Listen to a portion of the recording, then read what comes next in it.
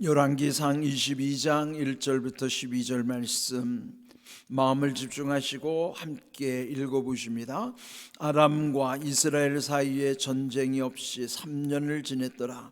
셋째 해에 유다의 여호사밧 왕이 이스라엘의 왕에게 내려가매 이스라엘의 왕이 그의 신하들에게 이르되 길앗 라못은 본래 우리의 것인 줄을 너희가 알지 못하느냐?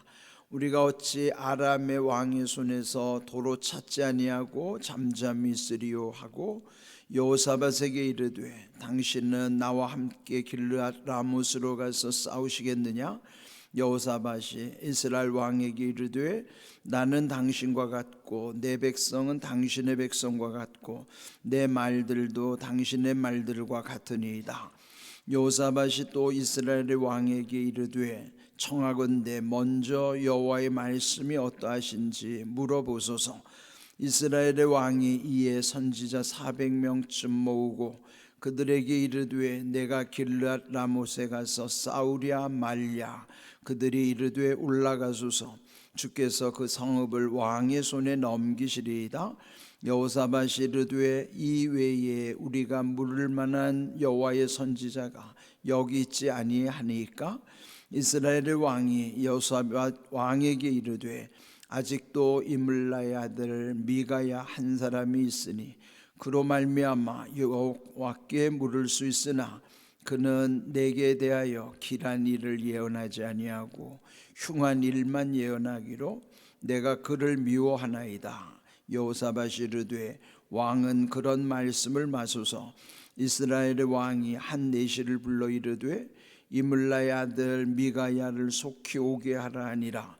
이스라엘의 왕과 유다의 여호사밧 왕이 왕복을 입고 사마리아 성문 어귀 광장에서 각기 왕좌에 앉아 있고 모든 선지자가 그들의 앞에서 예언을 하고 있는데 그나아나의 아들 시드기야는 자기를 위하여 철로 뿔들을 만들어 가지고 말하되 여호와의 말씀이 왕이 이것들로 아람 사람을 찔러 진멸하리라 하셨다 하고 모든 선지자도 그와 같이 예언하여 이르기를 길앗 라못으로 올라가 승리를 얻으소서.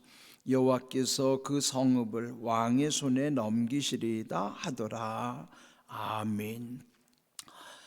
열왕기상 22장까지 있죠. 오늘 이 마지막 장에 이르렀어요. 이 앞에서 16장부터 끝장 22장까지는 북왕국 이스라엘의 7대 왕 아합, 그러니까 아합 왕과 또 그의 아내 이세벨 왕비의 악행을 고발하는 내용들이 주로 많이 언급되어 있습니다. 물론 이 악한 아합 왕에게 하나님께서는 참 놀라운 표적들을 많이 보여주시는 거예요. 그 시대에 그들의 악함으로 인해서 하나님이 하늘을 3년 6개월을 닫으셨죠. 그러나 엘리야의 기도를 통해서 또 하늘의 문을 열어서 비가 내리게 하신 것, 그것도 아합이 경험한 살아계신 하나님의 능력이었어요. 또 갈멜산 전투에서는 엘리야 혼자서 당시 바알과 아세라를 섬기는 선지자들 850명을 대적하며 물리쳤던 사건, 하늘에서 불이 내려서 그 번제물을 살랐던 그 사건도 놀라운 기적의 사건이었습니다. 뿐만 아니라 또 이 앞에서도 그 인접하고 있는 또 북쪽에 아람 왕국과의 2번이나 걸친 전쟁도 그들로서는 이길 수 없는 전쟁이었지만 하나님이 함께 하심으로 그 2번의 전쟁도 이기게 하셨어요. 그렇다면 이런 많은 기적의 사건을 통해서도 하나님이 그와 함께 하신다는 것을 보여주셨지만은 참 신기한 거는 그는 끝까지 변화가 안 된다는 거예요. 참 이게 우리가 어떤 기적을 경험하면 하나님을 잘 믿을 것 같죠? 네, 그렇지가 않아요. 근데 이 아합의 경우를 보면 하나님이 아합 왕에게 얼마나 많은 기적 사건을 보여주신지 몰라요. 그래도 아합은 변화되지를 않습니다.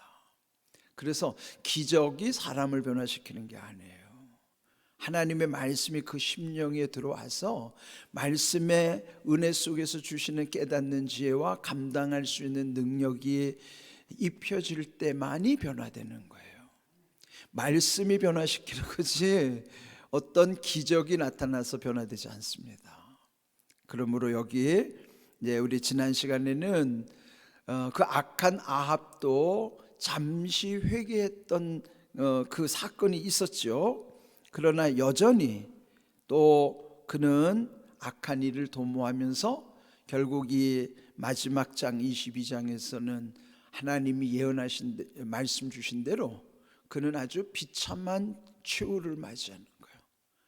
그의 죽음은 비극적 종말로 끝나고 마는 것입니다. 오늘 읽은 말씀은 아람이라는 그 강대국과의 이제 세 번째 전쟁이 이제 이루어지는 내용의 말씀이에요. 이미 앞서 두 번에 걸친 아람과의 전쟁에서도 하나님이 이기게 하셨지만은 그러나 이 세 번째 전쟁에서는 아주 참패를 하고 결국은 이 아합 왕은 그 전쟁에서 죽음을 맞이하게 되는 것입니다. 자, 오늘 읽은 1절을 보시면은 아람과 이스라엘 사이에 전쟁이 없이 3년을 지냈더라. 3년의 평화 시대가 있었지만은 그러나 셋째 해 되던 해 유다의 여호사밧 왕이 이스라엘 왕에게 왔다 그랬어요. 여기 북왕국은 당시 아합이 그 7번째 왕이었지만은 이 남쪽의 유다에는 여호사밧 그는 4번째 왕이었어요. 4대 이 여호사밧 왕이 통치하던 시대인데요. 그런데 어떻게 이스라엘로 왔는가 하면은 여기 본문에는 나타나 있지 않지만은 여기 아합이 이 남쪽 유다와도 결혼 동맹을 맺어요. 그러니까 이 여호사밧과 아합 왕은 사돈지간이 되는 거예요. 그러니까 사돈네 나라로 이제 간 것이죠. 그런데 이제 여호사밧이라는 이름의 뜻이 중요해요. 여호사밧은 여호와께서 심판하신다 그런 뜻입니다. 근데 결국 이 여호사밧과 아합이 만나는 이 과정 속에는 여호사밧의 이름이 결국은 아합의 심판을 향한 하나님의 뜻이 담겨 있다고도 할 수 있겠죠. 자, 그때 이스라엘 왕 아합이 제안을 하는 거예요. 무슨 제안인가 하면은 길랏 라못이라는 것이 그 땅이 본래 이 이스라엘의 땅인 줄을 너희가 알지 못하느냐? 그런데 어찌 아람의 왕의 손에서 도로 찾지 아니하고 잠잠히 있으리요? 그러면서 여호사밧 남유다 여호사밧 왕에게 말하기를 당신은 나와 함께 길랏 라못으로 가서 싸우시겠느냐? 사돈에게 함께 아람과의 전쟁에서 그 길랏 라못 땅을 찾자고 제안하는 것입니다.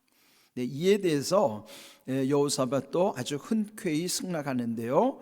그 4절 후반부에 보면은 나는 당신과 같고 내 백성은 당신의 백성과 같고 내 말들도 당신의 말들과 같으니이다. 그러니까 우리는 하나다 이 말이죠. 그래서 결국 이제 전쟁을 하게 되는데 전쟁을 준비하게 되죠. 근데 여기 여호사밧은 그나마 그래도 이 여호사밧은 하나님이 보시기에 좀 착한 왕이에요.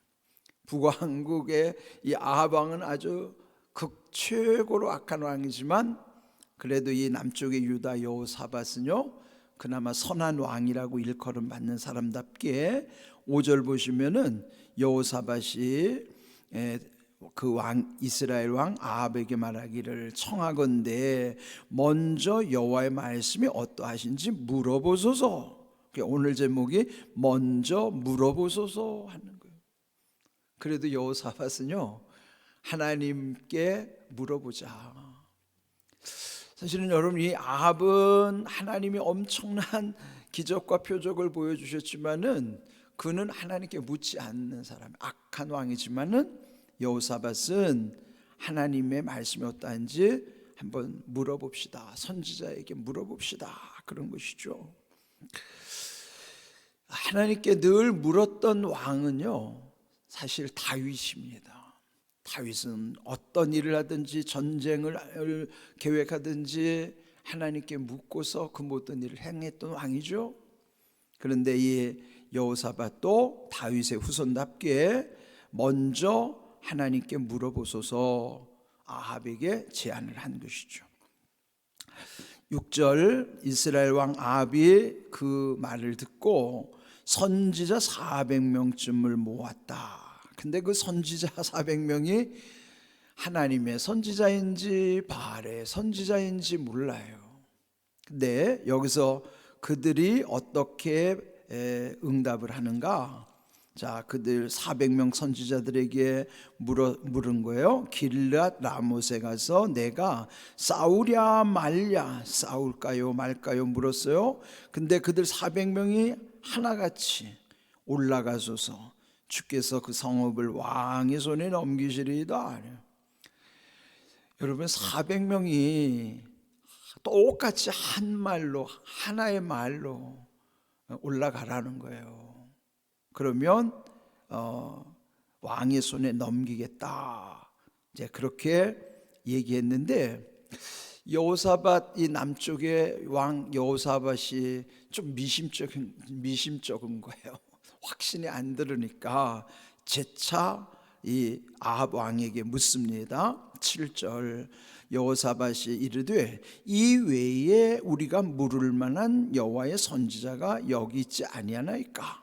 그러니까 이들 말고 또 물을 만한 선지자가 없습니까? 그랬더니 8절 또 아합이 말하기를 한 사람이 있긴 한데, 한 사람이 누군가 하면은 미가야라는 선지자예요. 이물라의 아들 미가야 한 사람이 있는데 여호와께 물을 수 있으나 그는 내게 대하여 길한 일은 예언하지 아니하고 흉한 일만 예언하기로 내가 그를 미워하나이다. 그에게 뭘 물어보면은 좋은 예언을 해주지 않고 나쁜 예언만 해주기 때문에 내가 그 사람을 미워합니다, 그런 거죠. 여러분 선지자는요 자기 생각을 말해주는 게 아니잖아요. 하나님께서 주신 말씀을 받아서 전달하는 입장인데, 그런데 이 아합은 마치 미가야가 판단해서 좋은 말 안 해주고 흉한 말만 예언해 준다고, 그래서 그를 미워한다고. 그 얼마나 어리석은 일이에요. 하나님이 하시는 일을 사람으로 핑계대는 거예요. 저도 이 강단에서 선포되는 말씀이 참 두렵습니다. 혹시나 여기서 말씀이 왜곡되지 않을까 봐. 그럼 혹시나 말씀이 왜곡되면 큰일이잖아요. 그래서 더 두려운 거예요. 그런데 여기 이제 이 여호사밧이 그 미가야 선지자에 대해서 그래도 뭔가 신뢰할 수가 있었던 것이죠. 자, 그래서 여호사밧이 말하기를 왕은 그런 말씀을 마소서.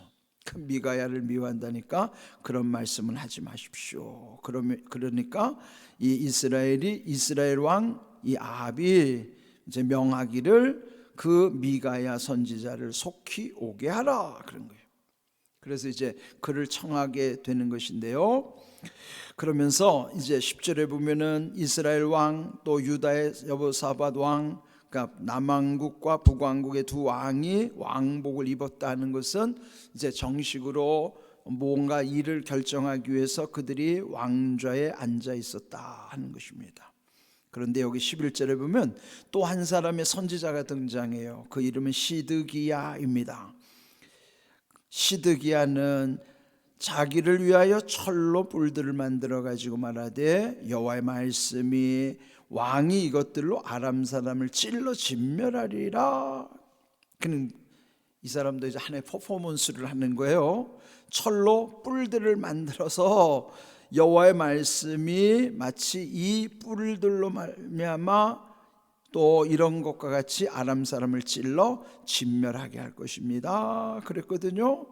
그러면서 모든 선지자도 그와 같이 예언하여 이르기를 길앗 라못으로 올라가 승리를 얻으소서 그랬어요. 이 시드기야도요 사실은 거짓 선지자입니다. 그러니까 거짓 선지자, 사실은 이 사람의 이름은 참 좋은 이름이에요. 시드기야라는 거, 야훼, 즉 여호와는 나의 의로움이시다라는 고백이에요. 자기 이름이 여호와는 나의 의로움이시다라고 하는 뜻이 시드기야인데 이름처럼 그는 살지 못한 거예요. 참 우리도 보면은 이름은 좋은데 삶은 형편없는 사람이 있어요. 여러분, 참 사람이 좋은 이름처럼 살기란 어렵죠. 그런데 여기서도요, 이렇게 그는 좋은 이름처럼 살지를 못했습니다. 그런데 또 이 정말 참 선지자, 하나님의 선지자 미가야 한 사람은 사실 그 이름이 여호와 같은 이가 누구인가? 여호와 같은 이 누구인가?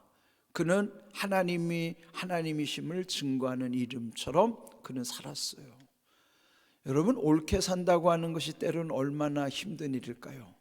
박해를 감수하게 되고 주변에 이런 미워하는 현상들을 이겨야 되고 이런 힘든 과정이 있을 것입니다.